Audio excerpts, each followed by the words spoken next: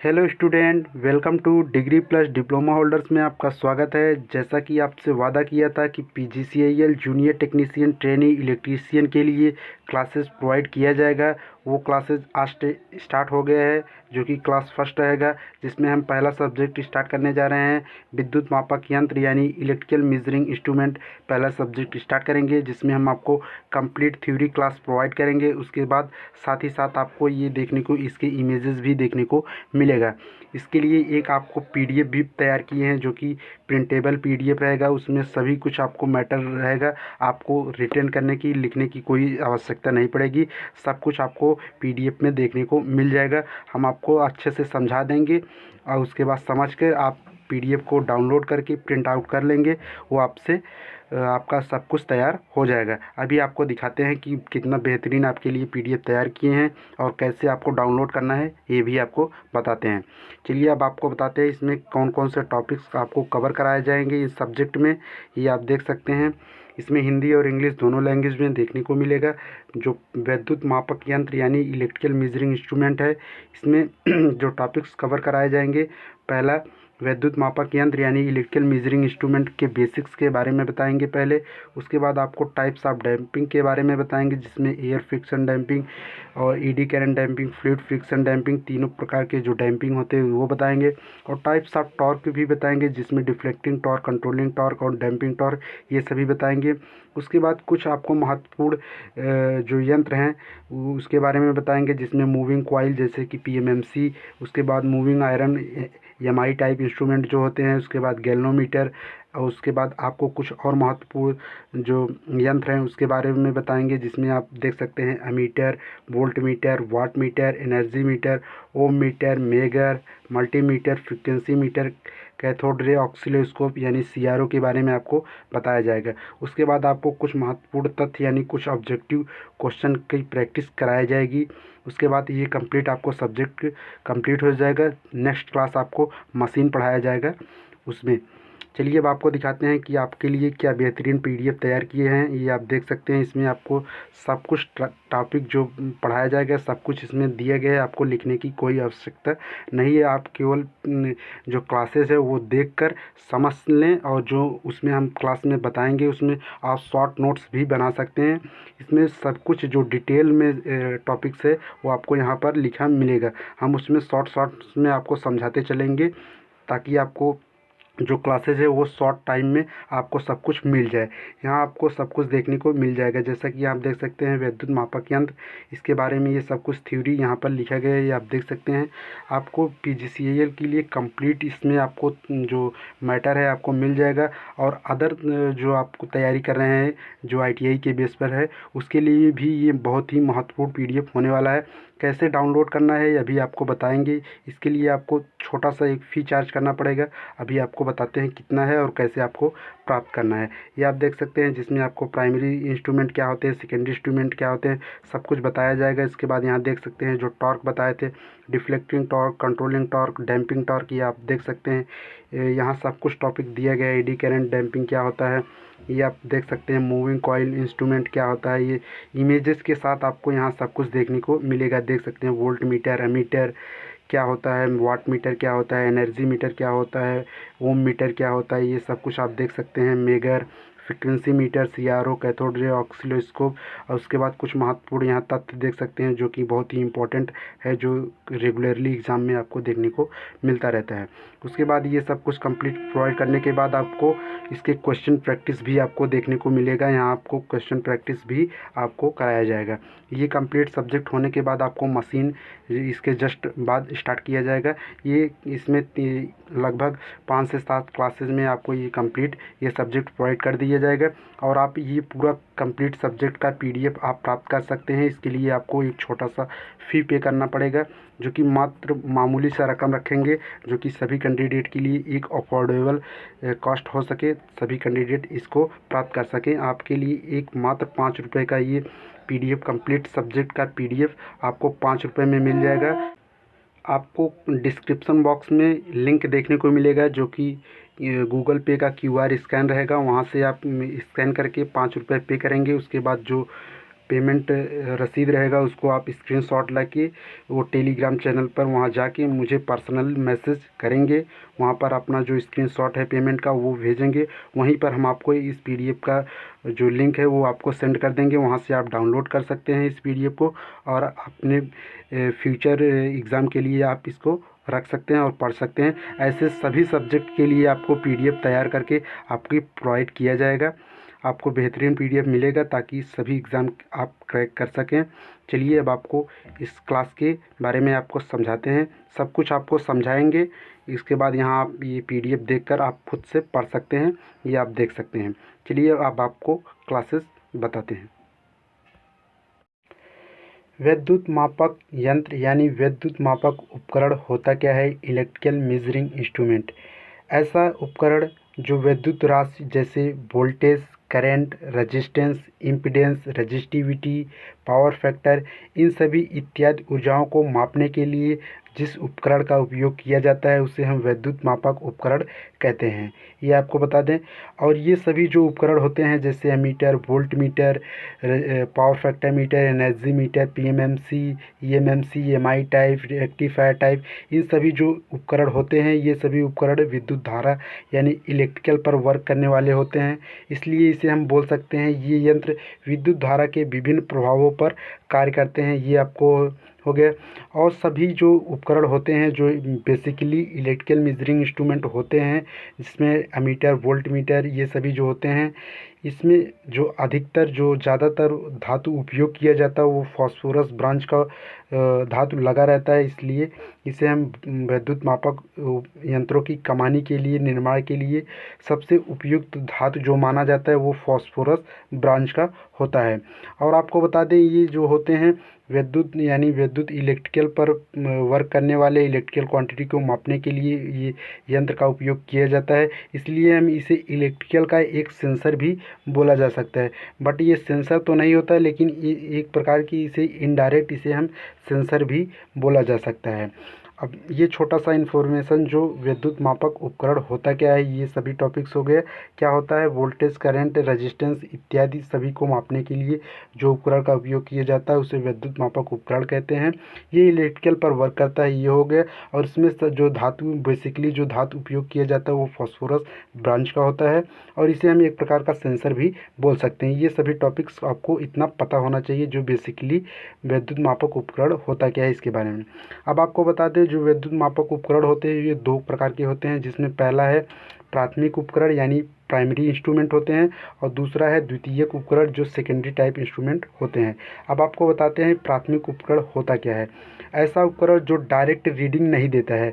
इसमें जो रीडिंग होता है वो इनडायरेक्टली हमें रीडिंग मिलता है। जैसे कि हमें मैथमेटिकल कैलकुलेशन करके इन रीडिंग को प्राप्त करना होता है। जैसे वोल्टेज प्राप्त करने के लिए हमें सबसे पहले उसमें मैथमेटिकल कैलकुलेशन करके तब हमें वोल्टेज को प्राप्त किया जाता है। इसमें जो एग्जांपल होते हैं ये आपको याद रखने वाली बात है। इसमें चुंबकीय सुई जैसे नॉर्थ और साउथ ये सभी कैलकुलेशन करने के लिए हमें चुंबकीय सुई की आवश्यकता पड़ती है। उसके बाद जो जैसे फ्लक्स मीटर हो गया, कितने वेबर का हो गया, ये सब कुछ प्राप्त करने के लिए हमें जो कैलकुलेशन करके प्राप्त किया जा सकता है। इसलिए हम इसे क्या बोलते हैं प्राइमरी टाइप इंस्ट्रूमेंट होते हैं। इसके कुछ और एग्जांपल हैं उसको भी आपको याद रखना पड़ेगा जिसमें है टेंजेंट गैल्वेनोमीटर होता है, रिलाइफ करंट बैलेंस मीटर होता है। ये सभी आपको इमेजेस भी देखने को मिल रहा होगा। ये सभी जो होते हैं ये प्राइमरी टाइप इंस्ट्रूमेंट होते हैं। यहाँ आप देख सकते हैं ये भी लिखा गया है यह यंत्र किसी सूचक युक्त के द्वारा किसी विद्युत राशि की केवल उपस्थिति दर्शाता है। यानी इसमें जो पॉइंटर लगा रहता है वो डायरेक्ट हमें रीडिंग नहीं देता है, उसमें इनडायरेक्टली हमें रीडिंग प्राप्त करना पड़ता है। इसमें जो मूविंग कॉइल लगा रहता है ये आपको बता दें इसमें less number of moving coil यानी इसमें मूविंग कॉइल 0 के बराबर लगा रहता है। इसलिए इसे हम क्या बोल सकते हैं ये मोर एक्यूरेट होता है। इसमें कुछ टॉपिक्स नहीं लिखा गया है, आपको इसमें ध्यान में रखने वाली है। खुद से जो बोल रहे हैं वो भी आप लिख सकते हैं। इसमें एक पॉइंट आप लिख सकते हैं इसमें मैथमेटिकल की आवश्यकता यानी पड़ती है, ये लिख सकते हैं। उसके बाद इसमें नंबर ऑफ़ मूविंग कॉइल्स जो होते हैं वो 0 के बराबर यानी न के बराबर होते हैं, ये आप लिख सकते हैं। और ये जो होता है ये more accurate comparison to secondary instrument होता है। सेकेंडरी इंस्ट्रूमेंट के कंपैरिजन में देखा जाए तो प्राइमरी इंस्ट्रूमेंट जो होते हैं वो बहुत ही ज़्यादा एक्यूरेट होते हैं। ये इतने टॉपिक पॉइंट आपको याद रखने वाली बात है। इसे हम एक एब्सोल्यूट इंस्ट्रूमेंट भी बोला जाता है, ये भी आपको याद रखना है प्राइमरी इंस्ट्रूमेंट के बारे में। अब आपको बताते हैं सेकेंडरी इंस्ट्रूमेंट यानी द्वितीयक इंस्ट्रूमेंट क्या होता है। ये जो होता है ये डायरेक्ट मेज़र करके हमें वैल्यू बताता है, जिसमें पॉइंटर जो लगा रहता है वो डायरेक्ट क्वांटिटी को मेज़र कर देता है। यहाँ देख सकते हैं वह युक्ति जिसके द्वारा वैद्युत राशि को मापा जाता है, जैसे एमीटर, वोल्टमीटर और पीएमएमसी, ईएमएमसी, ये सभी जो उपकरण होते हैं ये सेकेंडरी टाइप इंस्ट्रूमेंट होते हैं। ये जो सेकेंडरी टाइप इंस्ट्रूमेंट होते हैं वो बेसिकली 3 प्रकार के होते हैं, जिसमें आपको पहला होता है सूचक या इंडिकेटिंग टाइप इंस्ट्रूमेंट होता है। सूचक या इंडिकेटिंग टाइप इंस्ट्रूमेंट यानी इंग्लिश में बोलें तो पॉइंटर या इंडिकेटिंग टाइप इंस्ट्रूमेंट होता है। इसमें क्या होता है, जो रीडिंग होता है वो डायरेक्ट हमें रीड करके बता देता है। डायरेक्ट टाइप इंस्ट्रूमेंट है ही। इसमें जो सप्लाई दी जाती है, जैसे वो वोल्ट मीटर में सप्लाई दिया जाएगा तो ये डायरेक्ट हमें मेज़र करके बता देगा कि कितना वोल्टेज है। जैसे कि यहाँ आपको एक फिगर बना के बता देते हैं। जैसे ये कोई एक मान लो मीटर है तो इसमें जो स्केल बना रहेगा यहाँ पर 0 है, 1 2 3 4 5। इसके बाद यहाँ पर जो पॉइंटर लगा रहेगा वो डायरेक्ट हमें बता देगा कि कितने एम्पियर का करंट है, वो डायरेक्ट हमें रीड करके बता देगा। ये होता है। इसमें जैसे ही सप्लाई आप डिस्कनेक्ट कर देंगे, सप्लाई डिस्कनेक्ट कर देंगे तो ये सप्लाई क्या हो जाएगा, ये 0 रीड करने लगेगा। यानी हम सप्लाई जैसे देंगे वो रीड करेगा, सप्लाई हटा देंगे तो ये रीड नहीं करेगा। यानी इसमें हम बोल सकते हैं क्या, ये मेमोरी जो होती है मेमोरी नहीं लगी रहती है। ये भी एक आप पॉइंट लिख सकते हैं, इसमें नहीं लिखा गया है, आप लिख सकते हैं मेमोरी नहीं लगी रहती है। इसमें डिस्प्ले रहता है, सप्लाई देने पर ये वर्क करेगा, सप्लाई हटा देने पर ये 0 रीडिंग करता है। और इसे हम क्या बोल सकते हैं, डायल या पॉइंटर टाइप का उपयोग किया जाता है। इसमें ये लिख सकते हैं मेमोरी नहीं लगी रहती है। एग्जाम्पल आपको ज़रूर से याद रखने होंगे कि एग्जाम्पल कौन कौन से होते हैं सूचक या इंडिकेटिंग टाइप इंस्ट्रूमेंट में। अमीटर होता है, वोल्टमीटर होता है, मेगर होता है, वाट मीटर होता है, पीएमएमसी होता है, ईएमएमसी होता है, एमआई होता है, ये ईएसवी होता है इत्यादि। ये सभी प्रकार के जो इंस्ट्रूमेंट है ये सूचक या इंडिकेटिंग टाइप इंस्ट्रूमेंट होते हैं। ज़्यादातर जो इंस्ट्रूमेंट है वो सूचक या इंडिकेटिंग टाइप इंस्ट्रूमेंट ही होते हैं। अब आपको आगे बताते हैं, जो सेकंड है वो रिकॉर्डिंग टाइप इंस्ट्रूमेंट होता है। रिकॉर्डिंग टाइप इंस्ट्रूमेंट यानी इसमें जो होता है ये कोई उपकरण है, इसमें जो सप्लाई दिया जाएगा, इसमें सप्लाई दी जाने, इसमें जो रीडिंग तो बताता है, इसमें साथ ही साथ आपको एक ग्राफ भी प्लॉट करते रहता है, कि आपको ग्राफ भी दिखाता रहता है कि क्या इसमें शो हो रहा है। यानी इसमें एक मेमोरी भी लगी रहती है। बात करें तो इसमें क्या रहेगा, डिस्प्ले तो रहेगा ही रहेगा, डिस्प्ले, इसमें डिस्प्ले लगा रहता है। उसके बाद साथ ही साथ आपको इसमें मेमोरी भी देखने को मिलता है, मेमोरी भी लगा रहता है। ये आपको याद रखना है। मेमोरी के साथ साथ डिस्प्ले भी वर्क करता है। एग्जांपल के लिए आपको बता दें कि जैसे जो रिकॉर्डिंग वोल्टमीटर होता है, रिकॉर्ड करता रहता है फ्लैक्चुएशन, कितना वोल्टेज फ्लैक्चुएट कर रहा है ये आपको बता देगा। और एक्स वाई प्लॉटर होता है, ये आपको एग्जांपल याद रखना है, इसमें नहीं लिखा गया, आप लिख लें। एक्स वाई प्लॉटर होता है। उसके बाद ईसीजी मशीन, जैसा कि आपने वहाँ देखा होगा हॉस्पिटल में जो ईसीजी मशीन होता है, जैसे हार्ट को मेजर किया जाता है कि उसका हार्ट पंप कितना वर्क कर रहा है कि नहीं वर्क कर रहा है। वहाँ आप देखे होंगे आईसीयू में लगा रहता है ईसीजी मशीन, जिसे हम इलेक्ट्रोग्राफिक कार्डियो बोलते हैं। इसे हम कार्डियोग्राफी बोला जाता है, ये ईसीजी इसे बोला जाता है। वहाँ आप हॉस्पिटल में देखे होंगे। उसके बाद एक सिस्मोग्राफ भी होता है, ये आप देख सकते हैं। ये सभी का आपको इमेजेस भी देखने को मिल रहा होगा। ये सभी जो इसमें होता है, इसमें ग्राफ प्लॉट किया जाता है, ये आपको ध्यान में रखना है। इसमें डिस्प्ले प्लस मेमोरी भी लगी रहती है, ये आपको इतना याद रखना है। आगे बात करते हैं इंटीग्रेटिंग टाइप इंस्ट्रूमेंट। थर्ड है इंटीग्रेटिंग टाइप इंस्ट्रूमेंट। इसमें क्या होता है, इसमें भी डिस्प्ले लगा रहता है, डिस्प्ले लगा रहेगा। साथ ही साथ आपको मेमोरी भी देखने को मिलेगा। मेमोरी यानी इसमें जो क्वांटिटी है वो इसमें फीडअप रहेगा, स्टोरेज रहेगा। उसके बाद साथ ही साथ इसमें ऐडिंग प्रोसेस भी चलता रहता है, यानी कि जो क्वांटिटी रहेगा वो ऐड होते चलता रहता है। जैसे कि आपने देखा होगा जो कि आपके घरों में जो मीटर लगा रहता है, एनर्जी मीटर, जैसे एक दिन का जो बिजली का बिल रहेगा वो अगले दिन जो बिजली का बिल रहेगा वो नेक्स्ट नेक्स्ट सभी को कैलकुलेट करके ऐड करते हुए मंथली आपको बिल बता देगा कि कितना आपका बिजली का बिल है। यानी इसमें जो है 1/1 यानी पर डे यानी पर सेकेंड वो जो एनर्जी कंज्यूम हो रहा है उसको ऐड करते हुए आपको ले चलता है। ऐसे टाइप के जो उपकरण होते हैं उसे क्या बोलते हैं, इंटीग्रेटिंग टाइप इंस्ट्रूमेंट होते हैं। यानी आपको बोल सकते हैं घरों में जो एनर्जी मीटर लगा रहता है वो इंटीग्रेटिंग टाइप इंस्ट्रूमेंट होता है। यानी एम्पियर हावर भी बोल सकते हैं, जो कि ऊर्जा मीटर जो होता है वो भी एक इंटीग्रेटिंग टाइप इंस्ट्रूमेंट होता है। ये आप देख सकते हैं। इसमें आपको 3 पॉइंट याद रखना है, डिस्प्ले लगा होता है, मेमोरी लगी होती है और इसमें ऐडिंग प्रोसेस भी चलता रहता है।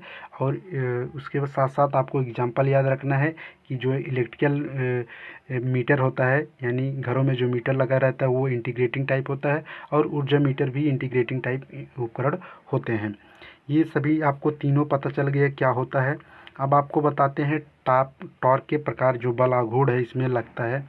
जैसे कि कोई भी यदि उपकरण है, ये आप देख सकते हैं कोई भी उपकरण है, इसमें यदि ये स्केल बना हुआ है, ये पॉइंटर है, उसके बाद यहाँ 0 1 2 3 4 5 6 ऐसे बना हुआ है। तो जो पॉइंटर रहता है वो जीरो से जो इधर डिफ्लेक्ट किया गया है, यानी इधर मूव किया है जीरो से, उसमें टॉर्क लगता है। ये जीरो पे मतलब जहाँ यानी 2 पे जाके यदि रुक रहा है तो ये 2 पे रुक रहा है, यानी इधर से भी एक फोर्स लग रहा है। ये सभी जो फोर्स लग रहे हैं इन्हीं को हम टॉर्क बोला जाता है, क्योंकि ये रोटेशन में लग रहे हैं इसलिए हम टॉर्क बोलते हैं। ये परपेंडिकुलर कोई टॉर्क लगता है तो उसे हम क्या बोलते हैं, फोर्स बोला जाता है। एंगुलर में कोई फोर्स लगता है इसे हम टॉर्क बोला जाता है। तो इसमें कौन कौन से टॉर्क लगते हैं किसी भी उपकरण में, चाहे एमीटर हो, वोल्टमीटर हो, गैल्वेनोमीटर हो, पीएमएमसी हो, सभी में 3 प्रकार के टॉर्क लगते हैं। जिसमें पहला है विक्षेपक टॉर्क यानी डिफ्लेक्टिंग टॉर्क, और दूसरा होता है नियंत्रक टॉर्क यानी कंट्रोलिंग टॉर्क, और थर्ड होता है अवमंदक टॉर्क यानी डैम्पिंग टॉर्क होता है। चलिए अब आपको पहला बताते हैं डिफ्लेक्टिंग टॉर्क होता क्या है। ये जो विक्षेपक टॉर्क होता है इसे हम जो सूचक होता है यानी पॉइंटर जो होता है वो जीरो से स्थिति से लेकर जिस पॉइंट को मेजर करना है उस पॉइंट तक लगने वाला जो बल होता है, टॉर्क होता है, उससे हम डिफ्लेक्टिंग टॉर्क बोला जाता है। जैसा कि यहाँ आप फिगर में देख सकते हैं, ये फिगर में देख सकते हैं यहाँ पर पॉइंटर जो यहाँ लगा है जीरो पर, ये यहाँ पर पॉइंटर फुल स्केल डिफ्लेक्शन पर पहुंचकर यहाँ से देख सकते हैं यहाँ पर फोर्स लगा, इधर से फोर्स ऐसे लगा, ये पॉइंटर यहाँ पर आके रुक गया। तो यानी ये फोर्स कौन सा फोर्स लगा जो इधर गया, तो इसमें डिफ्लेक्टिंग टॉर्क ये फोर्स लगा, यानी विक्षेपक टॉर्क लगा, जिसके कारण ये पॉइंटर यहाँ आके रुका है। तो इसे हम क्या बोलते हैं, डिफ्लेक्टिंग टाइप ये होता है। आगे बात करते हैं, ये यहाँ जाके रुक गया, उसके बाद इसे बीच में यदि कहीं रोकना है, जैसे मान लो किसी 0.5 एम्पियर को मेजर करने के लिए इसे बीच में रोकना पड़ेगा, तो इधर से भी एक फोर्स की आवश्यकता पड़ेगी, नहीं तो ये क्या करेगा, इधर से डिफ्लेक्टिंग फोर्स लगेगा, यानी डिफ्लेक्टिंग टॉर्क ये डायरेक्ट जाके यहाँ फुल स्केल पर जाके रुकेगा। तो यानी यहाँ बीच में रोकने के लिए इधर से भी एक फोर्स की आवश्यकता पड़ेगी, तो हम क्या बोलेंगे, इधर से जो कंट्रोल करने के लिए टॉर्क लगाया जाता है उसे हम क्या कंट्रोलिंग टॉर्क बोलते हैं। सेकेंड क्या है, कंट्रोलिंग टॉर्क। और डिफ्लेक्टिंग टॉर्क में आपको जो पॉइंट याद रखने वाली बात है, इसमें देख सकते हैं इसे चुंबकत्व के द्वारा उत्पन्न किया जाता है, या विद्युत ऊष्मीय यानी हीटिंग इफेक्ट के द्वारा इसे यूज किया जाता है। इलेक्ट्रोमैग्नेटिक इफेक्ट, हॉल इफेक्ट, इन सभी के कारण ईडी करंट हीटिंग के वजह से इसे जो डिफ्लेक्टिंग टॉर्क है ये प्रोड्यूस या उत्पन्न किया जाता है। ये पॉइंट आपको डिफ्लेक्टिंग टॉर्क में याद रखना है। उसके बाद आपको बात करते हैं इसके जो कंट्रोलिंग टॉर्क क्या होता है, इसके बारे में आपको बता दें। कंट्रोलिंग टॉर्क क्या होता है, यहाँ आप देख सकते हैं नियंत्रक टॉर्क, यानी इसमें आपको बता दें डिफ्लेक्टिंग टॉर्क का ये अपोज करता है, यानी डिफ्लेक्टिंग टॉर्क की रोकने के जो काम करता है उसे हम कंट्रोलिंग टॉर्क करते हैं, इसे विरोध में लगाया जाता है, ये आप देख सकते हैं। विक्षेपक टॉर्क उत्पन्न होने के बाद सूचक की गति को नियंत्रित करने के लिए नियंत्रक टॉर्क की आवश्यकता पड़ती है, आपको बता दिए। नियंत्रक टॉर्क विक्षेपक टॉर्क का विरोध करता है, ये भी आपको बताएं। विक्षेपक के साथ बढ़ता रहता है, जैसे ही डिफ्लेक्टिंग टॉर्क बढ़ेगा वैसे कंट्रोलिंग टॉर्क भी बढ़ता है, ताकि वो दोनों एक इक्वल होकर किसी भी पॉइंट को मेजर करने में बहुत ही उपयोग हो सके। उसके बाद बात करते हैं जो कंट्रोलिंग टॉर्क है ये कहाँ से उत्पन्न किया जा सकता है। ये एक स्प्रिंग के माध्यम से उपयोग किया जाता है, यानी स्प्रिंग कंट्रोल भी टेक्निक यूज किया जाता है, और एक ग्रेविटी कंट्रोल टेक्निक भी यूज किया जाता है स्प्रिंग कंट्रोलिंग टॉर्क को प्रोवाइड करने के लिए। यहाँ देख सकते हैं ये सभी इमेजेस दिए गए हैं, ये आप देख सकते हैं।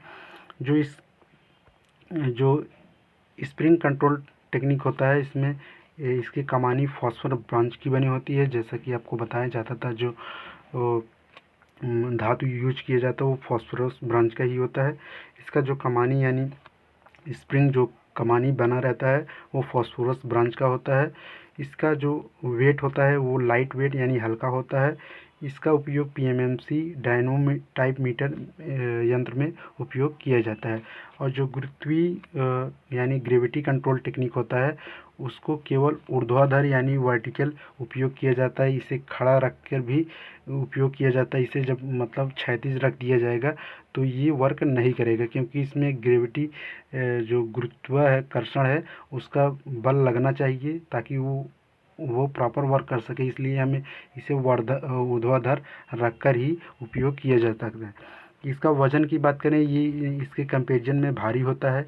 और इसका जो स्केल होता है ये आप देख सकते हैं। इसकी स्केल प्रारंभ में सघन तथा बाद में विरल अर्थात क्रैब्ड स्केल होता है। क्योंकि इसको आपको बता दें, ये जैसे ये कोई स्केल है तो ये आप देख सकते हैं यहाँ पर 0 है, यहाँ पर मान लो यहाँ पर 100 है।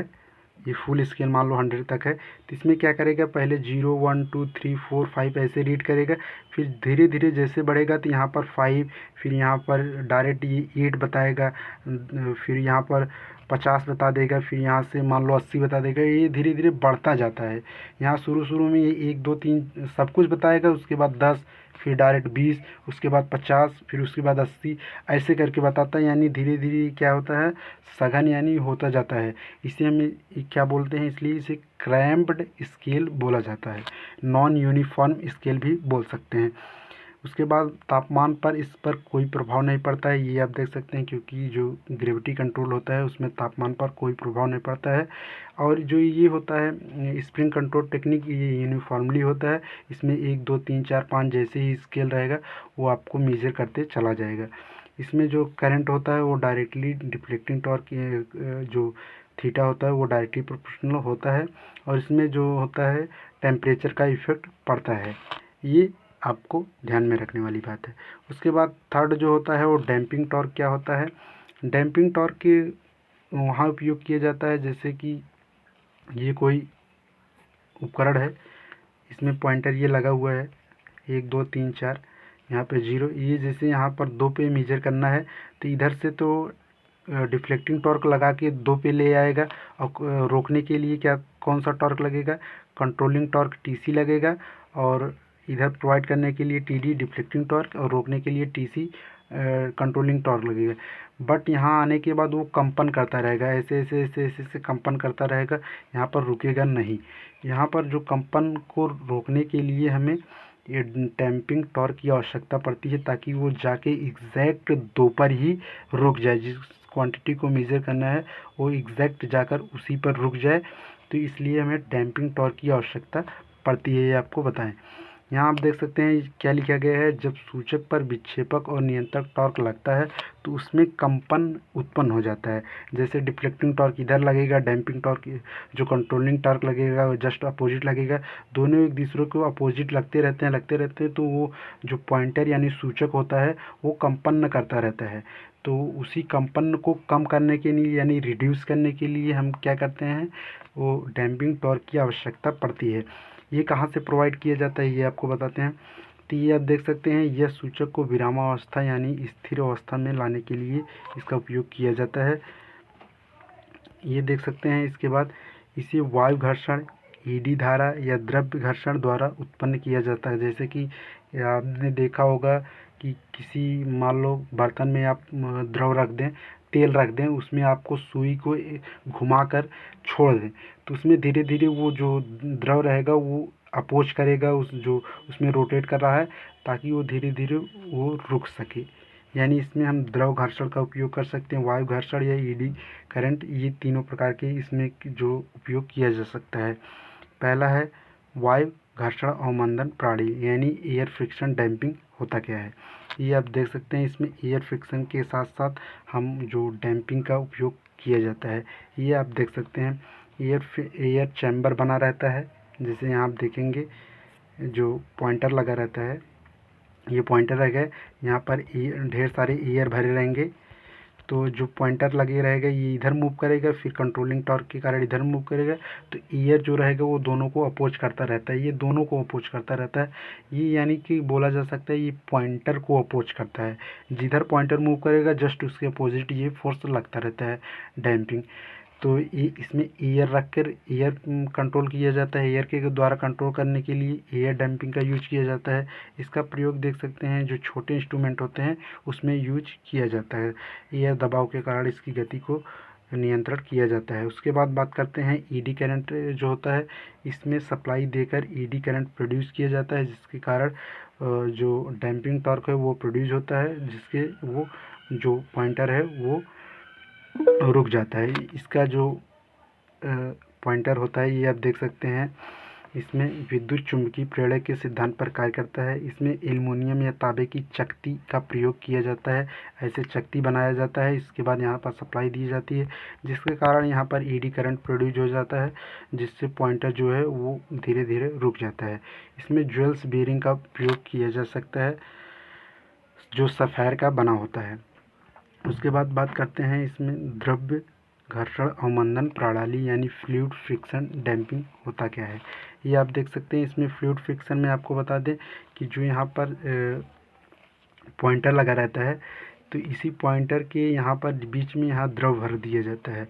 द्रव भरने के कारण क्या करता है, ये पॉइंटर को अपोज करता रहता है, ताकि पॉइंटर जो मूव कर रहा है वो धीरे धीरे आके रुक जाता है। ज़्यादातर जो इंस्ट्रूमेंट होते हैं इसमें यही एयर फ्लूइड फ्रिक्शन डैम्पिंग का उपयोग किया जाता है। ये देख सकते हैं, इसका प्रयोग बड़े इंस्ट्रूमेंट में अधिकतर डैम्पिंग टॉर्क उत्पन्न करने के लिए उपयोग किया जाता है। इसमें उच्च श्यानता वाले द्रव का उपयोग भी किया जा सकता है। द्रव प्रयोग करने से इसका वजन जो है वो बढ़ जाता है, इसके कारण इसका उपयोग अत्यंत सीमित रखा जाता है। ये आप देख सकते हैं, ये सभी आपको टॉपिक्स बता दिए हैं। अब आपको नेक्स्ट क्लास में जो बताएंगे वो सम इम्पोर्टेंट इंस्ट्रूमेंट बताएंगे, जिसमें हम मूविंग कॉइल इंस्ट्रूमेंट यानी पीएमएमसी के बारे में बताएंगे। उसके बाद गैल्वेनोमीटर, फिर एमीटर, फिर वोल्ट मीटर, ऐसे करके सभी इंस्ट्रूमेंट आपको कंप्लीट बताएंगे। यदि आपको इस पीडीएफ से पढ़ने में समझ में नहीं आ रहा है तो आप कमेंट करें, हम आपको लिख कर भी पढ़ा सकते हैं। हमने पहला क्लास आपको ऐसे बताया, यदि आपको ऐसे इस प्रकार के नहीं समझ में आ रहा है तो आप कमेंट करें, हम आपको लिख कर वैसे समझा सकते हैं। उम्मीद है आपको इन्फॉर्मेशन अच्छा लगा और इस पीडीएफ को आप ज़रूर से परचेज कर लें। आपको 5 रुपये पे करके ये पीडीएफ को परचेज कर सकते हैं, जिसका लिंक आपको डिस्क्रिप्शन बॉक्स में मिल जाएगा, वहाँ से आप परचेज कर लें। उसके बाद आपको क्या करना है, जो पेमेंट करने के बाद वो जो आपका स्क्रीनशॉट लेंगे उसको हम टेलीग्राम चैनल पर हमारे मतलब मैसेज करेंगे, वहाँ पर हम आपको रिप्लाई दे देंगे और उसके साथ साथ आपको ये जो पीडीएफ है वो भी वहीं पर प्रोवाइड कर दिया जाएगा। उम्मीद है इन्फॉर्मेशन अच्छा लगा हो। ऐसे ही अपडेट पाने के लिए चैनल को सब्सक्राइब करें, लाइक करें, शेयर करें। थैंक यू, धन्यवाद।